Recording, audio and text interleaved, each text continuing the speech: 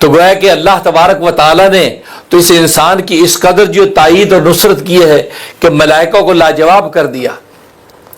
لیکن حقیقت کی نگاہ سے جب اس عالم کو ہم دیکھتے ہیں تو آج ہوتا تو وہی نظر آ رہا ہے جو ملائکہ نے کہا تھا. ملائکہ نے کہا تھا خون ریزی کریں گے. آج اس دنیا کے خطے پہ کون سا خطہ ہے جہاں خون ریزی نہیں ہے؟ کہیں خاندانی سطح پر، کہیں انفرادی سطح پر، کہیں محلے کی سطح پر، کہیں شہر کی سطح پر، کہیں صوبائی سطح پر، کہیں ملک کی سطح پر، کہیں غیر ملکی سطح پر، کہیں بین الاقوامی سطح پر. کون سی سطح ایسی ہے جہاں خون ریزی نہیں ہے؟ کہاں بھائی بھائی کا گلا کاٹنے والا کوئی نہیں ہے؟ کہاں بیٹا باپ کا گلا کاٹنے والا نہیں ہے؟ کہاں ایک شریک اپنے دوسرے شریک خاندان کے گلے کاٹنے والے نہیں ہیں؟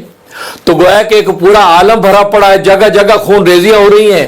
اور فساد فی الارض تو عام ہے کہ اللہ کے حکموں کو جگہ جگہ توڑا جاتا ہے.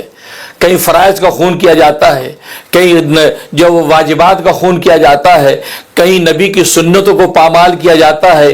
پورے عالم کے اندر ہر سطح پر خون ریزی اور فساد ہوتا نظر آ رہا ہے. تو جو بات ملائکہ نے کہی تھی وہ ہوتی تو نظر آ رہی ہے. اور اللہ تبارک و تعالی نے اپنے جب ان انسانوں کو دیکھ کر ایک ناز میں کہا تھا کہ انی اعلم ما لا تعلمون. تو آخر اس کی وجہ کیا ہے؟ کیا بات ہے کہ فساد اسی طرح ہوتا نظر آتا ہے؟ اور ملائکہ نے جو بات کی یَتَجَعَلُ فِیہَا مَن یُفْسِدُ فِیہَا وَیَسْفِکُ الدِّمَاءَ، یہ انہوں نے ایسے نہیں کہہ دیا.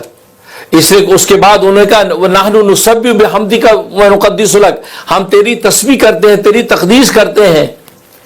اب بظاہر سوال پیدا ہوتا ہے، یہ خون ریزی اور فساد ایک طرف، اور اس کے مقابلے میں آپ اپنی ایلیجیبلٹی اس بیس پہ پیش کر رہے ہیں کہ ہم بڑے اچھے عابد ہیں. ادھر کہہ رہے ہیں کہ انسان بڑا فسادی ہے، یہ بڑی خون ریزیاں کرے گا. ہمیں دیکھیں ہم تو بڑے اچھی عبادت کرنے والے ہیں، بڑا اچھا ذکر و اذکار کرنے والے ہیں، ہر وقت تیری تسبیحات میں لگنے والے ہیں.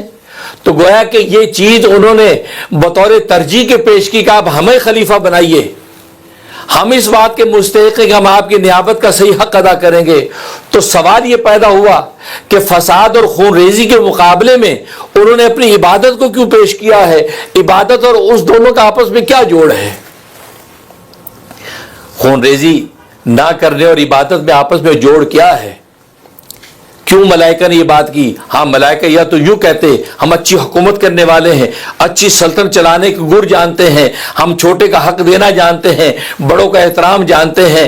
تو گویا کہ وہ اس طرح کی چیزیں پیش کرتے جیسے آج بھی دنیا کے اندر کوئی حکمران حکمرانی کی سیٹ پر آنے سے پہلے اپنی اس صلاحیت کو پیش کرتا ہے کہ میں بہترین حکمران ہوں، میں ملک کو بہترین طریقے سے لے کے چلنا جانتا ہوں، میں ملک کے جو قدرتی وسائل کو صحیح استعمال کر کے عوام کی جھولی میں ڈالوں گا، میں دوسرے ملکوں کی طرف سے اگر کوئی نازیبا حالات آئیں گے میں اس کا مقابلہ کرنے کی طاقت رکھتا ہوں. تو ساری یہ چیزیں پیش کرتا ہے. جیسے آج کی دنیا میں امریکہ کی پڑھی لکھی دنیا میں آپ دیکھتے ہیں جب ڈیبیٹ ہوتی ہے دو صدروں کی آپس میں، دونوں صدر یہی چیزیں پیش کرتے ہیں.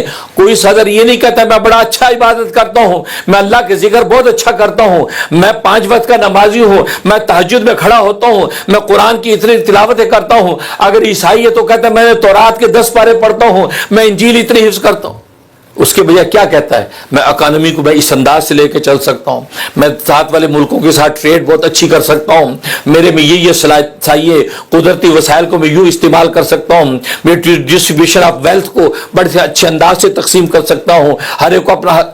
تو گویا کہ وہ اس طرح کی چیزیں پیش کرتا ہے اور عوام سن کے کہتی ہاں یار یہ آدمی صحیح ہے، لگتا ہے یہ ملک کو صحیح چلائے گا. وہ کہتے ہیں یار اس کو ووٹ دیں گے.